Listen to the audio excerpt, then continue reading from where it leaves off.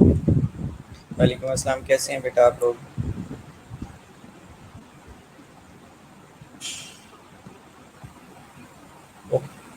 अच्छा, आप लोग चाह रहे हैं कि हम जीआईटी को रिवाइज कर लें। बेटा जीआईटी ये रीनल सिस्टम हम कंप्लीट कर लेते हैं, उसके बाद हम नेक्स्ट आवर के अंदर ना जीआईटी को रिवाइज कर लेंगे। ठीक है।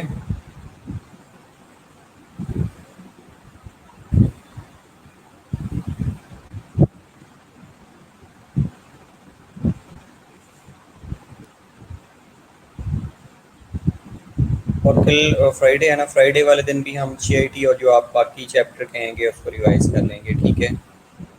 तो आज हम ये रीनल सिस्टम को कंप्लीट कर लेते हैं, जिसमें हमारे पास यूरेटर है, मैक्यूलेशन रिफ्लेक्स है, ब्लेडर है। ये चीज़ें कर लेते हैं आज, क्या कहते हैं आप लोग? और कल हम जीआईटी कर लें, आज भी जीआईटी कर लेंगे, कल भी देख लेंगे अगर कुछ रह गया तो। और बाकी जो रिमेनिंग चीज़ें हैं वो इंशाल्लाह कल हम 2 आवर की क्लास में रिवाइज कर लेंगे। आपके क्विज़ेस मिड टर्म तो कल से स्टार्ट नहीं है ना? या मिड टर्म कल से स्टार्ट है?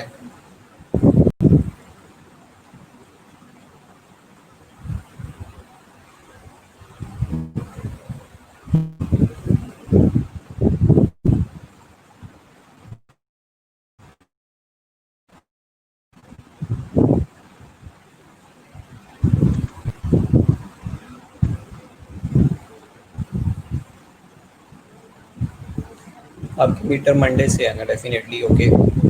तो हम कल भी कर लेंगे जो रिमेनिंग चीज़ें रिवाइज होने वाली होंगी, और आज भी हम जीआईटी को भी देख लेते हैं। उससे पहले हम ये रीनल सिस्टम को कंप्लीट कर लेते हैं ना।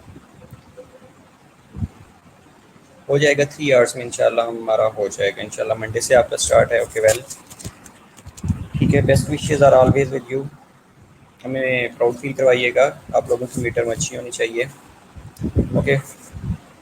तो हम रीनल सिस्टम के बारे में डिस्कस कर रहे थे, जिसमें हमने उसके प्रोसेस डिस्कस किए थे, फंक्शन, किडनी के फंक्शन डिस्कस किए थे। वालेकुम अस्सलाम बेटा, होप सो आप ठीक होंगी। जिसमें हमने different function of kidney discuss किया था। अच्छा, किडनी का एक फंक्शन है कि ग्लूकोनियोजेनेसिस भी करवाती है। अब आपको पता है ग्लूकोनियोजेनेसिस क्या होती है? ग्लूकोनियोजेनेसिस क्या होती है, किसी को पता है?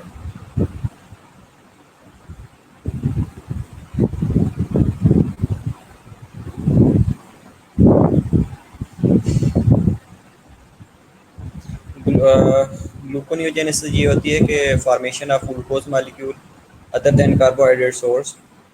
ये जो किडनी है इसका ये एक फंक्शन ग्लूकोनियोजेनेसिस भी है, ये भी ऐड कर दीजिएगा। लेकिन मेनली ग्लूकागान करवा रहा होता है ग्लूकोनियोजेनेसिस। जब आप फास्टिंग पे होते हैं, यूरिनरी सिस्टम की रीनल सिस्टम बेटा कहते हैं, रीनल सिस्टम, रीनल नहीं है, रीनल सिस्टम है। ये एक्सक्रीटरी सिस्टम भी इसे कहा जाता है। ठीक है। एक्सक्रीटरी सिस्टम कह लें, यूरिनरी सिस्टम कह लें, रीनल सिस्टम कह लें, ये इसके अल्टरनेटिव नेम्स हैं। और इसके अंदर जो इम्पोर्टेंट है वो फॉर्मेशन ऑफ यूरन है। यूरन कैसे बनती है, रास सिस्टम इम्पॉर्टेंट है, एडीएच इम्पॉर्टेंट है, एएनपी इम्पॉर्टेंट है। ठीक है। तो इसके जो हार्मोन्स होते हैं, in this process organism produce, okay, sugars के मॉलिक्यूल्स बेटा अदर देन कार्बोहाइड्रेट सोर्स से प्रोड्यूस हो रहे होते हैं तो उनको, और डेफिनेटली बेटा यस, कि उसको ग्लूकोनियोजेनेसिस करवा कहते हैं। तो ये जो किडनी है ना, ये भी ग्लूकोनियोजेनेसिस करवा रही होती है, लेकिन ये जो ग्लूकोज के मॉलिक्यूल्स बना रही होती है ये अमाइनो एसिड से बना रही होती है। और बनाएगी कब? जब आप प्रोलॉन्ग पीरियड के लिए फास्टिंग पे होते हैं, आप लोगों ने खाना नहीं खाया होता, तो उस कंडीशन में रास सिस्टम बेटा, RASS RAAS system, renin angiotensin aldosterone system. आपने पहले मेरी क्लासेस अटेंड नहीं की ना? RAAS system, renin angiotensin aldosterone system इसको कहा जाता है बेटा। रा नहीं है, रा एजेंट होता है।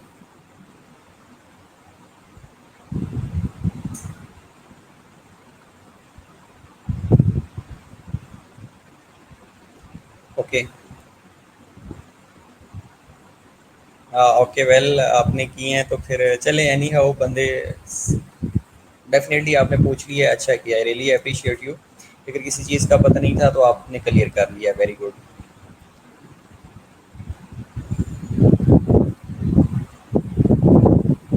ठीक है, तो ये हमने फिल्ट्रेशन का प्रोसेस किया था, ट्यूबुलर सेक्रेशन का प्रोसेस किया था, एक्सक्रीशन का प्रोसेस किया है, अब्जॉर्प्शन का प्रोसेस किया है। अब अब्जॉर्प्शन में इंपॉर्टेंट क्या है कि हार्मोन इंपॉर्टेंट है। ओके, नो प्रॉब्लम बेटा, ऑलवेज वेलकम। ठीक है, तो अब्जॉर्प्शन में आपके जो हार्मोन्स हैं वो इम्पॉर्टेंट हैं कि ये अब्जॉर्प्शन कैसे करवाते हैं। ठीक है, इसमें हमने डिस्कस किया था, पैराथायराइड हार्मोन का रोल डिस्कस किया था, कैल्सीटोनिन का रोल डिस्कस किया था, एडीएचए का रोल डिस्कस किया था, एल्डोस्टोन का रोल डिस्कस किया था। तो ये हार्मोन्स इंपॉर्टेंट हैं, और जब हम रीन ये हार्मोन करेंगे, एंडोक्राइन सिस्टम करेंगे, तो उसमें मैं आपको ये हार्मोन अगेन रिपीट करवा दूंगा। ठीक है, उसके लिए वरीड होने की ज़रूरत नहीं है।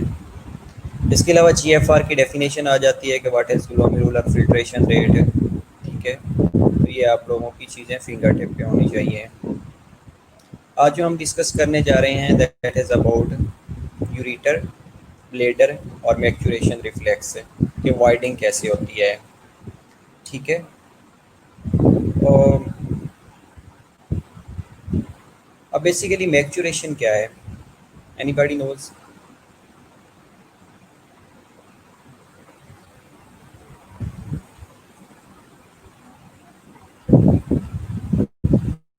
मैक्चुरेशन बेटा क्या है? एक ऐसा प्रोसेस जिसमें जब ब्लेडर फिल हो जाता है तो उसके एम्प्टी होने के प्रोसेस को मैक्चुरेशन कहा जाता है।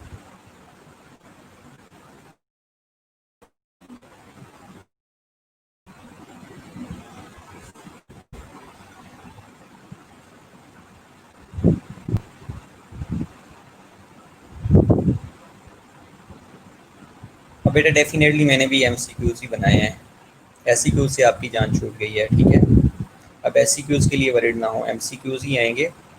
45 एमसीक्यूज होंगे, 1 आवर आपका टाइम है, लेकिन आप कह रहे थे कि थोड़ा एक्सीड कर दिया जाए तो मैं 1 आवर से थोड़ा ज़्यादा टाइम कर दूंगा। ठीक है, इसके अलावा और कोई क्वेरी है तो वो पूछें। हम बात कर रहे थे मैक्चुरेशन के बारे में।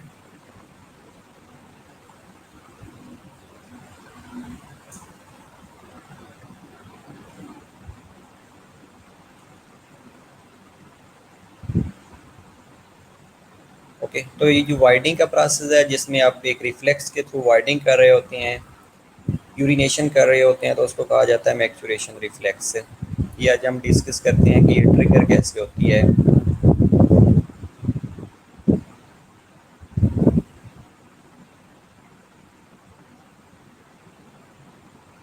बेटा डेफिनेटली टफ होंगे, एमसीक्यूज बहुत टफ होंगे, सिनेरियो बेस्ड होंगे, मैं आप लोगों को बता रहा हूँ। कैरेक्टराइज्ड बाय यूरिनरी इनकॉन्टिनेंस, बेटा नहीं, यूरिनरी इनकॉन्टिनेंस और चीज़ है। Micturition is characterized by urinary incontinence. Urinary incontinence बेटा इनवॉलेंटरली वाइडिंग ऑफ यूरिन होता है कि जब ब्लैडर के ऊपर कंट्रोल नहीं रहता, एक कंडीशन हो सकती है। इसके अलावा बेटा इनकॉन्टिनेंस की कंडीशन जब internal sphincter that is under nervous system control, जब वो नर्वस सिस्टम के कंट्रोल में नहीं रहता तब भी इनकॉन्टिनेंस हो सकती है।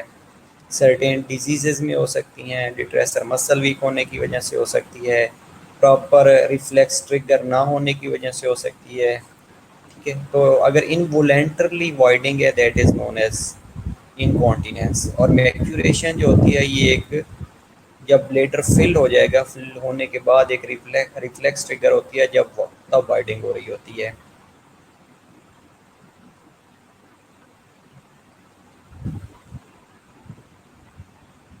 ओके बेटा, 1 आवर से मैं ज़्यादा टाइम कर दूंगा, 1 आवर 15 मिनट्स कर दूंगा, लेकिन 30 मिनट्स तो नहीं करूँगा, 1 आवर 15 मिनट्स इज़ एनफ। लेकिन अगर आप जो क्विज़ ओपन करेंगे, आपने अटैम्प्ट करेंगे तो वो ऑटोमेटिकली सबमिट हो जाएगा अगर आपका कनेक्शन चला भी जाता है तो।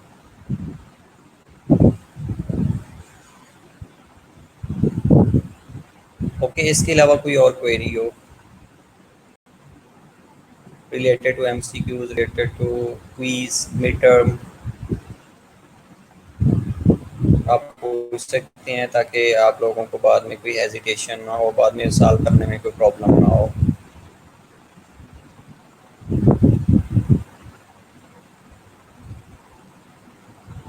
बाकी लोग ऑनलाइन क्यों नहीं हो रहे हैं बेटा? आप लोगों की जिनकी अटेंडेंस 85% नहीं होगी, वो स्टूडेंट्स को पेपर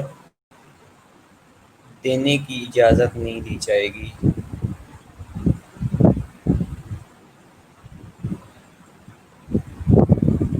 नेट इंशाल्लाह अल्लाह खैर करेगा, बेहतर रहेगा, नथिंग टू वरी, हो जाएगा। ओके, तो ऑलमोस्ट 15 मिनट्स पास आउट हो गए हैं, तो हम यूरेटर को डिस्कस कर लेते हैं। बाकी लोगों को अगर if they are willing to attempt mid term quiz, तो उनको कहें कि काइंडली मेरा लेक्चर अटेंड कर लिया करें, अटेंडेंस ले लिया करें। अगर अटेंडेंस मार्क नहीं होएगी तो दे विल सफ़र।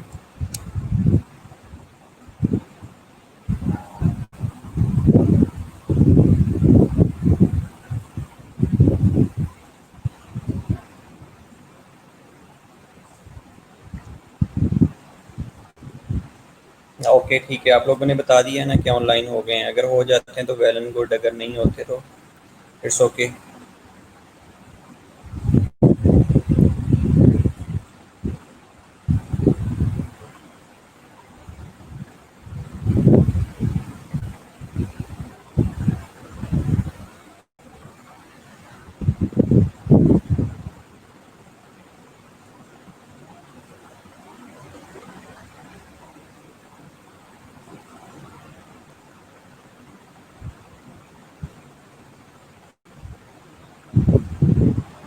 एग्जैक्टली बेटा, ऑटोमेटिकली उनको शो नहीं होगा,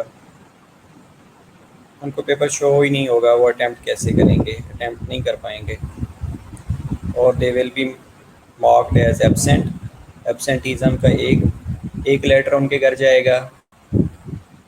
इसके अलावा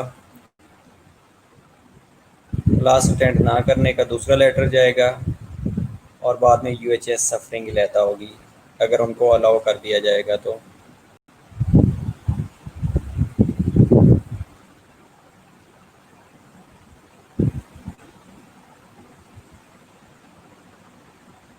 ओके बेटा, जीआईटी हम पहले डिस्कस कर चुके हैं कि हमने रिवाइज करना है, और मैंने एक ग्रुप में वीडियो शेयर की थी, अगर आप लोगों ने वो देखी हो ना, तो उसमें जो जीआईटी है उसकी एक ब्रीफ समरी दी हुई है, कैसे आप अचीव करते हैं, उसके बाद डाउनवर्ड कैसे मूव करता है खाना, सफिंटर कैसे ओपन होते हैं ब्लेडर से, और स्टमक से डाउनवर्ड इंटेस्टाइन में कैसे मूव करता है, ये सारे प्रोसेस दिखाए गए हैं। बेटा अटेंडेंस आपका कोऑर्डिनेटर शेयर करेंगे, हमारे पास तो आ जाएंगी, और जिन जिनको हमने रिस्ट्रिक्ट करना है उनको हम रिस्ट्रिक्ट कर देंगे।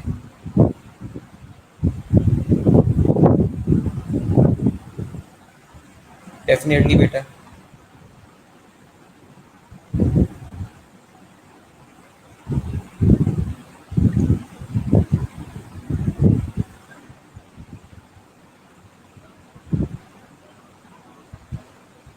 बेटा टोटल लेक्चर देख लेना, आप लोगों के लेक्चर कितने हुए हैं, उसमें आपने कितने एब्सेंट किए हैं।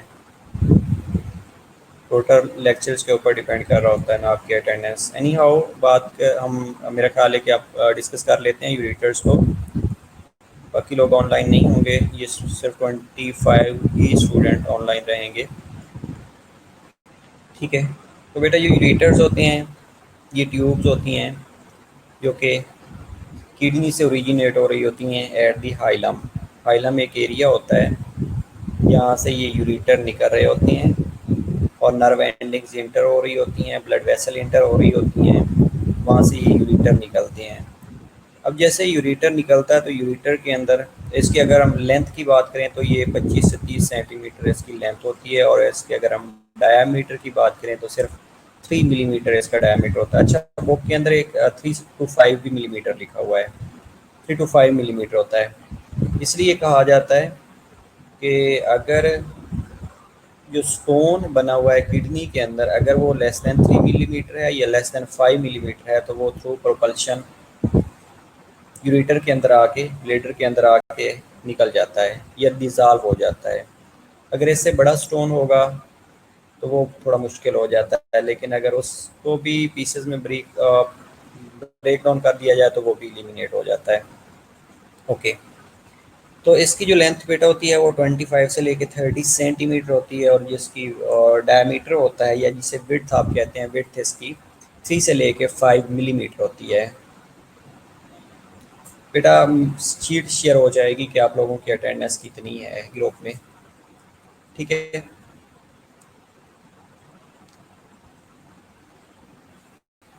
ओके, तो ग्रो ये होता क्या है कि जो यूरेटर्स होते हैं ना, इसके अंदर propulsion हो रही होती है। propulsion का मतलब है कि वेव लाइक मूवमेंट होती है। अब ये वेव लाइक मूवमेंट जनरेट कहाँ से होती है? ये कैलिसिस से जनरेट हो रही होती है। मेजर और माइनर कैलिसिस से एक वेव लाइक मूवमेंट जनरेट होती है, या आप ये भी कह सकते हैं कि मेजर और माइनर कैलिसिस के अंदर पेस मेकर पड़े होते हैं, और वो पेस मेकर जो हैं वो propulsion को जनरेट कर रहे होते हैं, ये एक वेव लाइक मूवमेंट को जनरेट कर रहे होते हैं। अब ये जो वेव लाइक मूवमेंट है, इससे जितना भी यूरन किडनी के अंदर फॉर्म हो रहा होता है वो कैलिसिस में आता है। मेजर माइनर कैलिसिस में आने के बाद यूरेटर में आता है, और यूरेटर से ये ब्लेडर की तरफ चला जाता है। और ये जो मूवमेंट है ये मिनट में सेवरल टाइम्स हो रही होती है। अब जैसे ब्लेडर फिल हो जाता है, 3 to 400 भी बुक के अंदर मेंशन किया हो गया है कि जो रिफ्लेक्स होती है वो 3 to 400, जब यूरन अकमुलेट होता है तो रिफ्लेक्स ट्रिगर होती है।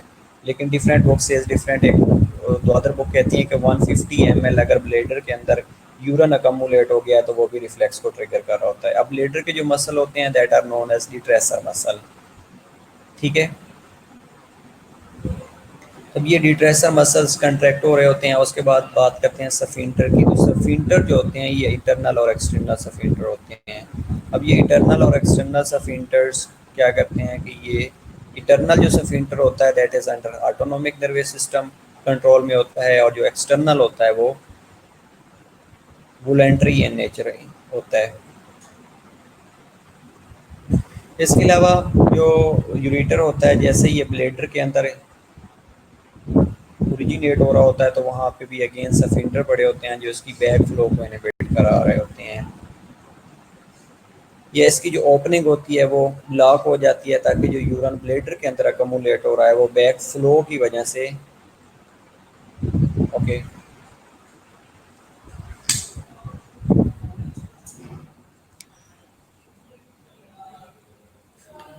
ठीक है। स्लो बेटा कर पढ़ा देता हूँ मैं, कोई इशू नहीं है। मैं ये बता रहा था कि जैसे ही किडनी के अंदर यूरन फॉर्मेशन होती है, मेजर माइनर कैलिसिस में आता है। अब मेजर और माइनर कैलिसिस के अंदर यू कैन से कि पेस मेकर प्रेजेंट होते हैं। अब ये जो पेस मेकर्स हैं ये क्या करते हैं? ये वेव लाइक मूवमेंट जनरेट करते हैं, जो कि 1 मिनट के अंदर सेवरल टाइम्स हो रही होती है। उस वेव लाइक मूवमेंट का फ़ायदा क्या होता है कि वो यूरन जो कि मेजर और माइनर कैलिसिस के अंदर बना है, उसने यूरेटर के अंदर आना होता है। यूरेटर के अंदर अगेन ये प्रोपल्शन हो रही होती है, ये वेव लाइक मूवमेंट हो रही होती है, पेरास्टाल्टिक मूवमेंट हो रही होती है।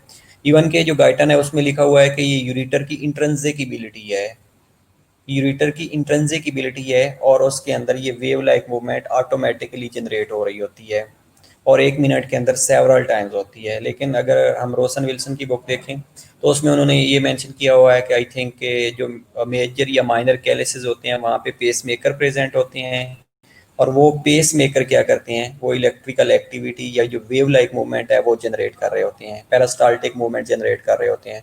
तो उसके रिजल्ट में जो यूरन है वो डाउनवर्ड मूव करता है इनटू द ब्लेडर।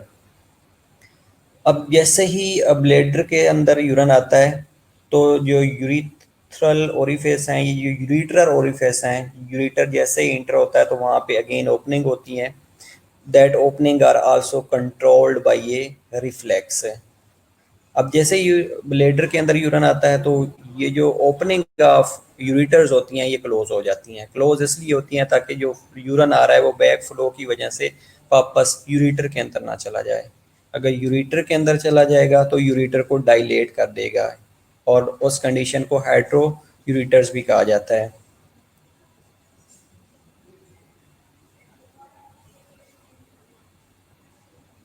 बेटा ये मस्कुलस्केलेटल सिस्टम नहीं है। आप भी ग्रुप में नहीं है, व्हाट्सएप ग्रुप में मेरा ख्याल है। चलें, बात कर रहे थे ब्लेडर की। अब जैसे बेटा ब्लेडर के अंदर यूरिन अकमुलेट होता है, अच्छा रोसन विल्सन में भी ये लिखा हुआ है कि intrinsic property, okay well good हो गया, ठीक है। लेकिन पेस मेकर का भी आई थिंक लिखा होगा। हाइड्रोयूरेटर्स का बेटा बता रहा था कि अगर ये ओरिफिस जो हैं ये अगर ब्लॉक नहीं होते, जो कि बैक फ्लो को प्रिवेंट कर रहे होते हैं, अगर ये बैक फ्लो होती रहती है तो अगेन जो यूरिन ब्लेडर के अंदर अकमुलेट हुआ था ये वापस यूरेटर से किडनी की तरफ जाना शुरू हो जाएगा। अब अगर ये यूरेटर में जाएगा तो यूरेटर डायलेट होंगे और उस डायलेटेशन को हाइड्रोयूरेटर्स कहा जाता है, ओके। अगर यही हाइड्रोयूरेटर्स की वजह से फ्लूइड या जो यूरन था वो बैक फ्लो की वजह से किडनी के अंदर अकमुलेट होएगा, किडनी के अंदर अकमुलेट होने की वजह से किडनी डायलेट करेगा, उस कंडीशन को हाइड्रोनेफ्रोसिस कहा जाता है,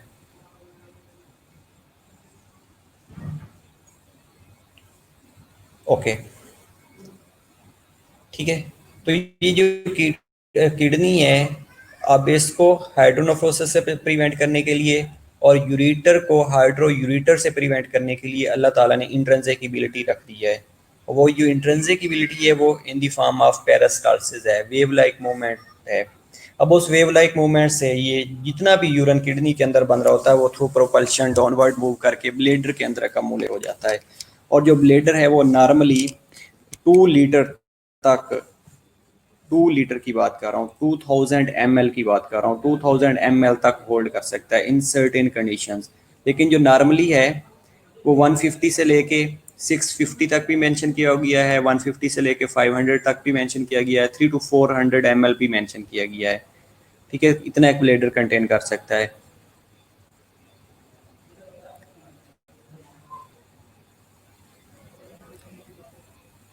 ओके तो अगर हम यूरेटर के स्ट्रक्चर्स की बात करते हैं तो इसके पास भी 3 लेयर्स ऑफ टिश्यू प्रेजेंट होती हैं, आउटर होती है, मिडल होती है और इनर लेयर होती है।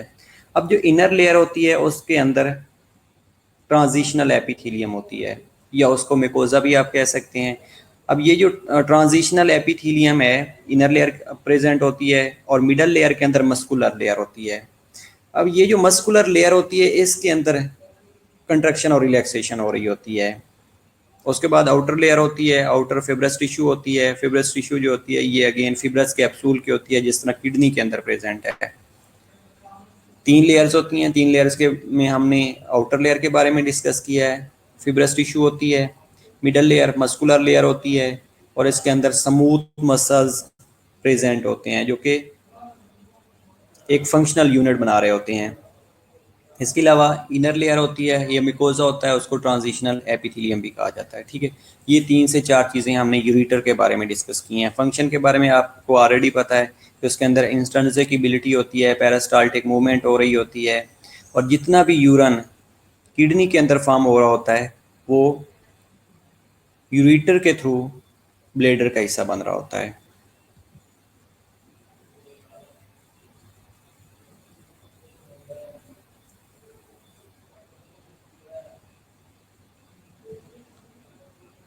गॉट इट, ठीक है। उसके बाद हम डिस्कस कर लेते हैं यूरिनरी ब्लैडर को कि यूरिनरी ब्लैडर में क्या हो रहा होता है।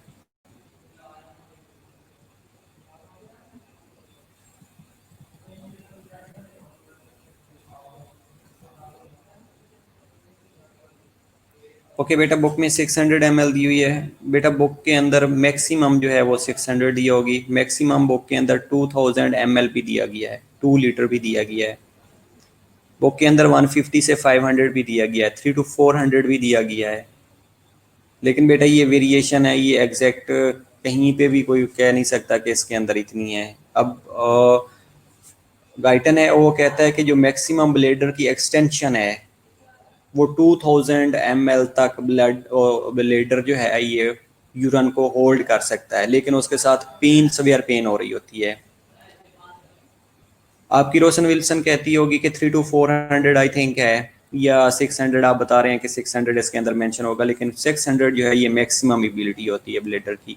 लेकिन डिपेंड कर रहा होता है। अब देखें अगर सपोज छोटा बच्चा है तो उसके अंदर एबिलिटी कम होएगी, उसकी जो स्टोरेज कैपेसिटी है वो कम होएगी, अडल्ट में ज़्यादा हो जाएगी और ओल्ड एज में अगेन कम होना शुरू हो जाती है ड्यू टू प्रोस्टेट ग्लैंड। ठीक है। तो ये वेरिएशन आती रहती है, लेकिन कोई एग्जैक्ट रीडिंग हमें किसी जगह पे भी नहीं मिली कि स्पेसिफिक हम कर सकें कि इसकी कैपेसिटी इतनी है। 150 से 500 भी है, 150 से 600 भी आप बता रहे हैं, लेकिन 3 to 400 भी लिखा हुआ है। ओके, एनी हाउ इसको जस्टिफाई कर लेंगे, किसी में यूरोलॉजिस्ट से पूछूंगा, अगर उसने मुझे सेटिस्फैक्ट्री आंसर कर दिया तो देन लेट यू नो कि वो क्या कहता है। ठीक है। यूरिनरी ब्लैडर की बात कर रहे थे, तो यूरिनरी ब्लैडर जो होता है बेटा, ये पेल्विक कैविटी के अंदर पड़ा होता है। ठीक है। और ये एक पेंडोलम की तरह मूव कर रहा होता है अबडामनल कैविटी के अंदर। ये एक पेंडोलम की तरह जैसे डिस्टेंट होता है, तो ये इसकी मूवमेंट भी हो रही होती है, ये फ्री फ्लाट भी करता है, ये नहीं है कि दूसरे के साथ इसकी अटैचमेंट हुई होती है। अब इसका जो साइज और पोजीशन है ये बेटा वेरी कर रही होती है। और वेरी क्यों करती है? क्योंकि जो इसने वॉल्यूम को कंटेन करना होता है, या जो यूरन को कंटेन करना होता है, उसके वॉल्यूम के ऊपर डिपेंड कर रही होती है। और जैसे ही ये यूरन से फिल हो जाता है, तो आप इसको अब्डोमिनल कैविटी के ऊपर पाल्पेट भी कर सकते हैं, पाल्पेट भी कर सकते हैं कि कितना डिस्टेंडेड तो नहीं है। इसके अलावा आप यूरिनरी ब्लैडर को ये भी कह सकते हैं कि ये act as a reservoir for the urine, कि यूरन के लिए ये रेजरवायर के तौर पे काम कर रहा होता है। अब इसके अंदर जो इसकी लेयर्स होती हैं बेटा, लेयर्स इसकी 3 लेयर्स होती हैं, लेकिन इसके अंदर इंपॉर्टेंट जो चीज़ है वो डिट्रेसर मसल हैं। आउटर लेयर होती है, आउटर लेयर जो होती है ये लूज कनेक्टिव टिश्यू की बनी हुई होती है।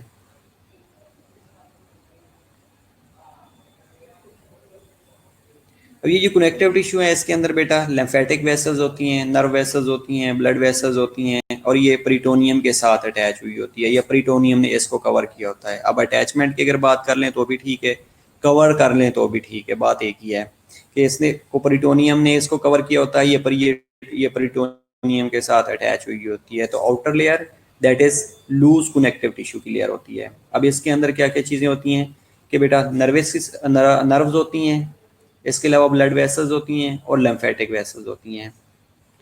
इसके बाद जो मिडल लेयर है, मिडल लेयर के अंदर बेटा स्मूथ मसल्स होते हैं और इलास्टिक टिश्यू लूजली एक दूसरे के साथ अरेंज हुई पड़ी होती हैं। अब ये जो लूजली अरेंजमेंट होती है बेसिकली ये डिट्रेसर मसल्स होती हैं, और डिट्रेसर मसल के अंदर एबिलिटी होती है कि ये ऑटोनोमिक नर्वस सिस्टम के कंट्रोल में आते हैं, और ये कंट्रैक्ट और रिलैक्स करते हैं ड्यूरिंग वाइडिंग। कि जब यूरिनेशन करनी होती है या वाइड करना होता है, तो इनके अंदर भी इंट्रिंसिक एबिलिटी होती है, ये कंट्रैक्ट और रिलैक्स करा रहे होते हैं।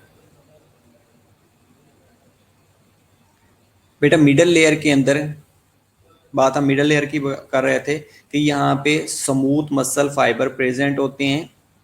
अच्छा, कनेक्टिव टिश्यू क्या? ओके, कनेक्टिव टिश्यू में बेटा ये होता है लूज कनेक्टिव टिश्यू की बनी हुई होती है, लूज कनेक्टिव टिश्यू की बनी होती है, जिसके अंदर नर्व्स प्रेजेंट होती हैं, जिसके अंदर ब्लड वेसल प्रेजेंट होती हैं, जिसके अंदर लिम्फेटिक वेसल्स प्रेजेंट होती हैं। ये आउटर लेयर होती है। और जो मिडल लेयर है, मिडल लेयर के अंदर स्मूथ मसल्स फाइबर्स प्रेजेंट होते हैं, और साथ में जो इलास्टिक टिश्यू होती हैं वो इन लेयर के साथ अरेंज हुई पड़ी होती हैं, इन लेयर के साथ अटैच हुई पड़ी होती हैं। और ये जो इनकी अटैचमेंट है ये डिट्रेसर मसल बना रही होती हैं, डिट्रेसर मसल की फॉर्म में अटैच हुई पड़ी होती हैं। अब डिट्रेसर मसल के अंदर कंट्रैक्शन होती है और रिलैक्सेशन होती है। अब जैसे ही कंट्रैक्शन होती है तो ये ब्लैडर को एम्प्टी करवा रहा होता है, ये वाइडिंग के प्रोसेस को ट्रिगर कर रहे होते हैं। तीसरी जो लेयर होती है ये ट्रांजिशनल एपिथेलियम की होती है। अब ये जो ट्रांजिशनल एपिथेलियम है इसके अंदर भी बेटा इलास्टिसिटी होती है।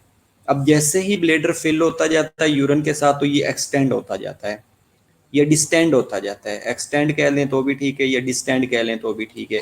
तो ये जो ट्रांजिशनल एपिथेलियम है ये ब्लैडर को डिस्टेंशन में हेल्प आउट कर रही होती है। डिस्टेंशन में जब ब्लैडर फिल हो जाता है, तो ब्लैडर फिल होने के रिजल्ट में ये डिस्टेंड होना शुरू हो जाता है, तो उसमें ये ट्रांजिशनल एपिथेलियम इसको हेल्प आउट कर रही होती है। अब ये ब्लैडर एम्प्टी कैसे होता है? इसके लिए एक मैक्चुरेशन रिफ्लेक्स होती है जो कि ट्रिगर हो रही होती है। और मैक्चुरेशन क्या है? अच्छा, एक मैक्चुरेशन के अंदर एक और चीज़ भी है कि जो बेबीज होते हैं ना उनकी स्पाइनल रिफ्लेक्स जनरेट हो रही होती है, इसलिए वो अनकंट्रोल वाइडिंग कर देते हैं।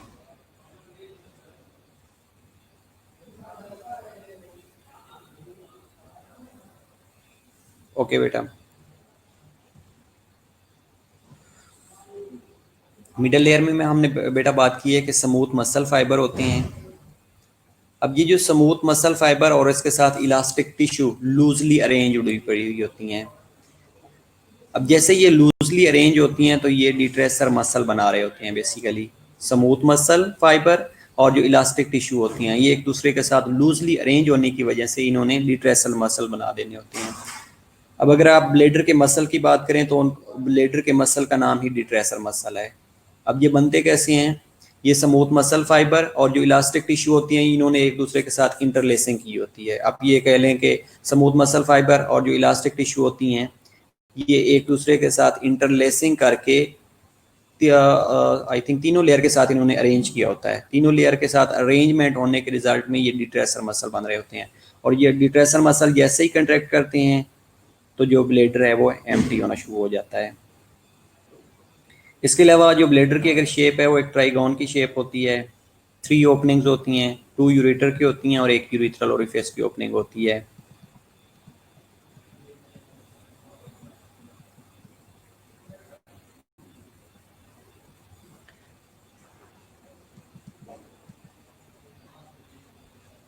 ठीक है, इसके अलावा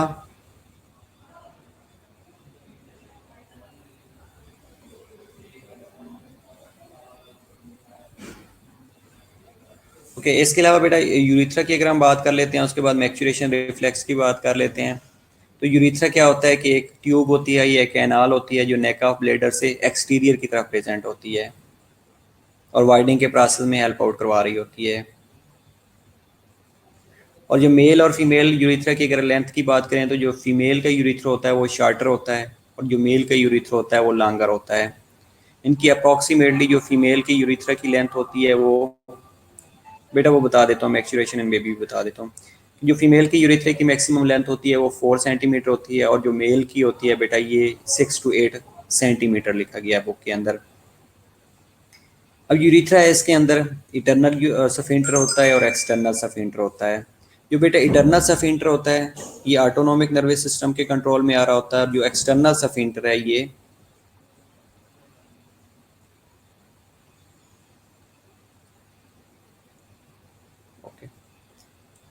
और जो एक्सटर्नल सफिंटर है बेटा ये अंडर वोलेंट्री कंट्रोल होता है। इसलिए अगर ब्लेडर फिल भी हो गया है तो आप फ्यू आवर्स के लिए अपने ब्लेडर को यूरन होल्ड करके रख सकते हैं due to presence of external सफिंटर।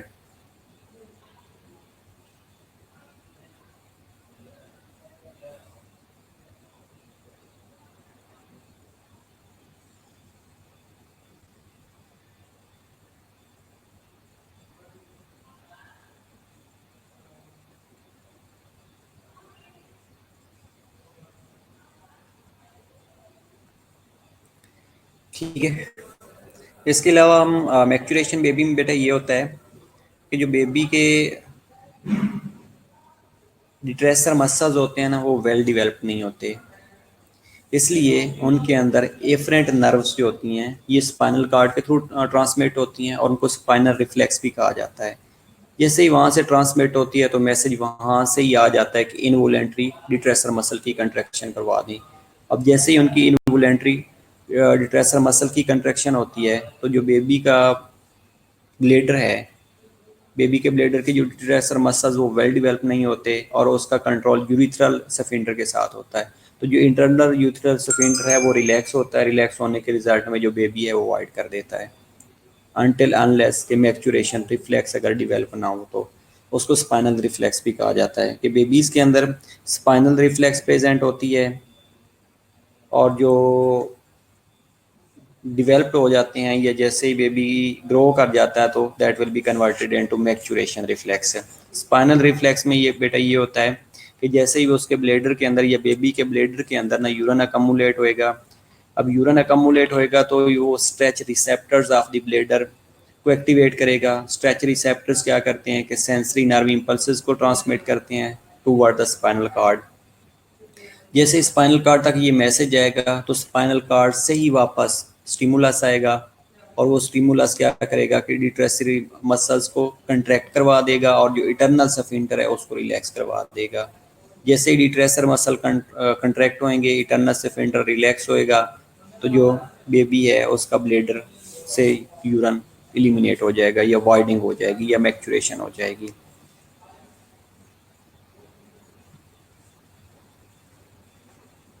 और नॉर्मली जब अडल्ट की बात करते हैं तो अडल्ट में 300 to 400 ml जैसे ही यूरन अकमुलेट हो जाता है, तो उसके रिजल्ट में मैक्चुरेशन रिफ्लेक्स ट्रिगर होती है, ये स्पाइनल कार्ड से ब्रेन की तरफ जाती है। उसके बाद वापस ट्रिगर आता है, ट्रिगर आने के बाद जो डिट्रेसर मसल हैं ये कंट्रैक्ट करते हैं, इंटरनल सफिंटर रिलैक्स करता है, उसके बाद एक्सटर्नल सफिंटर रिलैक्स करता है, देन वाइडनिंग का प्रोसेस होता है।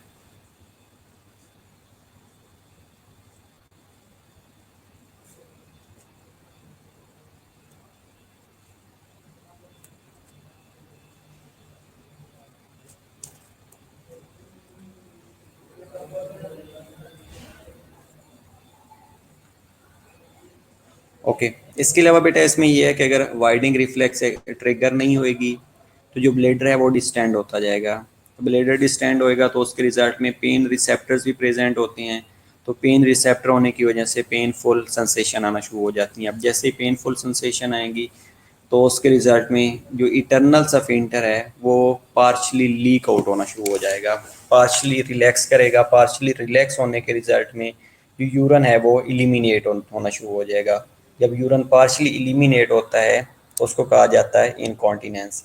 इसके अलावा ऐसे पेशेंट्स जिनका इटरनल सफिंटर डिस्ट्रॉय कर दिया जाता है, ये कोई सर्जरी हो रही होती है उसमें कट कर दिया जाता है, या ये जब इटरनल सफिंटर का कंट्रोल नहीं होता तो उस कंडीशन को भी मैक्चुरेशन कहा जाता है, उस कंडीशन को भी इनकॉन्टिनेंस कहा जाता है। इनकॉन्टिनेंस क्या होती है कि involuntary loss of urine. Bladder का कंट्रोल भी था लेकिन ब्लेडर के कंट्रोल एस्टेब्लिश होने के बावजूद इनवॉलेंटरी लॉस हो रहा है, तो उस कंडीशन को इनकॉन्टिनेंस कहा जाता है।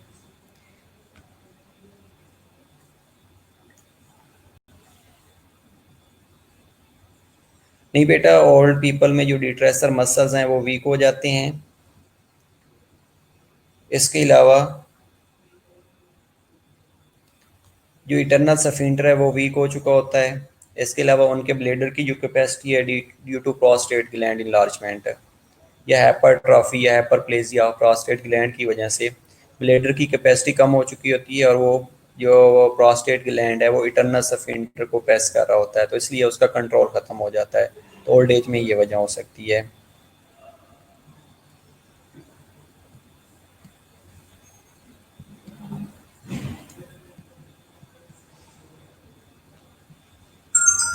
ठीक है, तो आज हमने ये चीज़ें डिस्कस कर ली। ये आपका चैप्टर कंप्लीट हो गया है। कंप्लीट होने के बाद आप मिड टर्म के बाद इसका हम क्विज़ रख लेंगे इंशाल्लाह रीनल सिस्टम का। दैन नेक्स्ट जो चैप्टर हम स्टार्ट करेंगे वो एंडोक्राइन सिस्टम है, एंडोक्राइन को डिस्कस कर लेंगे। इसमें कोई क्वेरी हो तो पूछ लीजिएगा। अगर ये चैप्टर में से कोई भी क्वेश्चन, किसी भी क्वेश्चन की आपको समझ नहीं आ रही तो आप लेट मी नो, तो मैं आप लोगों को क्लियर कर देता हूँ।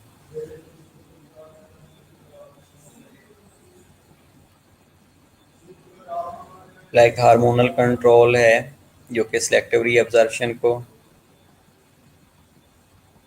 ओके बेटा, हम मिड टर्म के बाद इंशाल्लाह स्टार्ट कर लेंगे, लेकिन नेक्स्ट हम चैप्टर एंडोक्राइन स्टार्ट करेंगे। तो इसलिए आप लोगों को बता रहा हूँ कि नेक्स्ट हम एंडोक्राइन में ही हार्मोनल कंट्रोल अगेन रिपीट कर लेंगे। अभी कोई क्वेरी है रिलेटेड टू दैट चैप्टर तो हम पूछ सकते हैं, बाकी हम जीआईटी को स्टार्ट कर लेते हैं।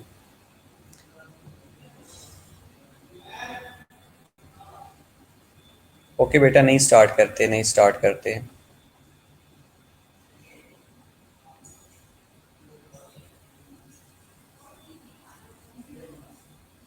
ओके बेटा, जीआईटी अभी कर लेते हैं।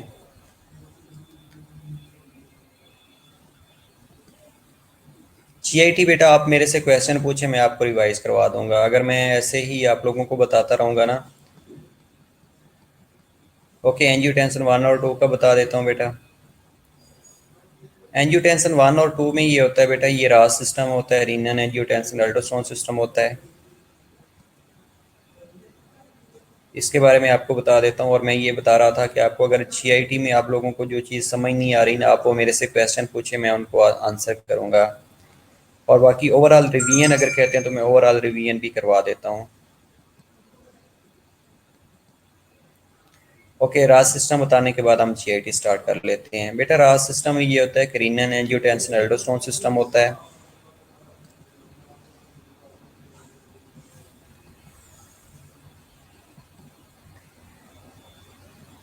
इसमें जो एंजियोटेंसिनोजन प्रोटीन होती है बेटा, ये लीवर से सिंथेसाइज हो रही होती है, और जो रीनन है ये किडनी से ये सी सेल रिलीज कर रहे होते हैं। ये आपस में मिलते हैं, एंजियोटेंसिन 1 बनाते हैं, और एंजियोटेंसिन 1 एंजियोटेंसिन 2 में कन्वर्ट होता है in the presence of ACE. ACE angiotensin converting enzyme है, ये लंग से आता है। इसने एंजियोटेंसिन 1 को 2 के अंदर कन्वर्ट कर देना होता है। जैसे ही एंजियोटेंसिन 2 में कन्वर्ट हो जाता है तो एंजियोटेंसिन 2 जो है ये पोटेंट वेजोकंस्ट्रिक्टर है, या वाइड स्प्रेड वेजोकंस्ट्रिक्शन करवा रहा होता है। ओके, उसके बाद जो एंजियोटेंसिन 2 है ये जाके किडनी के ऊपर अगेन एक्ट करता है, एड्रीनल कॉर्टेक्स के ऊपर एक्ट करता है, वहाँ से एल्डोस्टेरोन को रिलीज करवाता है। जैसे बेटा एल्डोस्टेरोन रिलीज होता है तो ये किडनी से अगेन सोडियम और वाटर को रिटेन करवा रहा होता है। सोडियम और वाटर की रिटेंशन से जो फ्लूइड वॉल्यूम डेफिसिट वो होता है, या डिहाइड्रेशन की कंडीशन होती है, या ब्लड प्रेशर लो हुआ होता है, या सोडियम का लेवल लो हुआ होता है, या पोटाशियम का लेवल ज़्यादा हुआ होता है, तो उनके लेवल को ये पूरा कर देता है। ठीक है।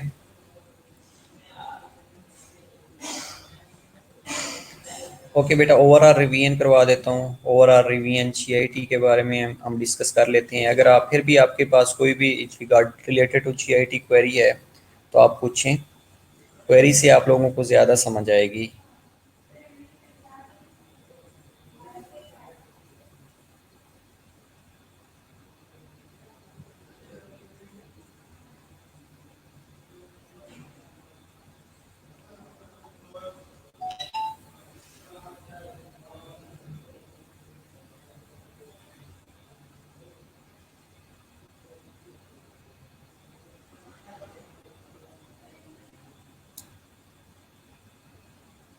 ओके बेटा, सीवीएस का भी क्वेश्चन पूछ लीजिएगा। अभी आप 10 मिनट की ब्रेक ले लें। ओके बेटा, पेपरी मसल भी समझा दूंगा, इंटरक्लेटेड डिस्क के बारे में बता दूंगा।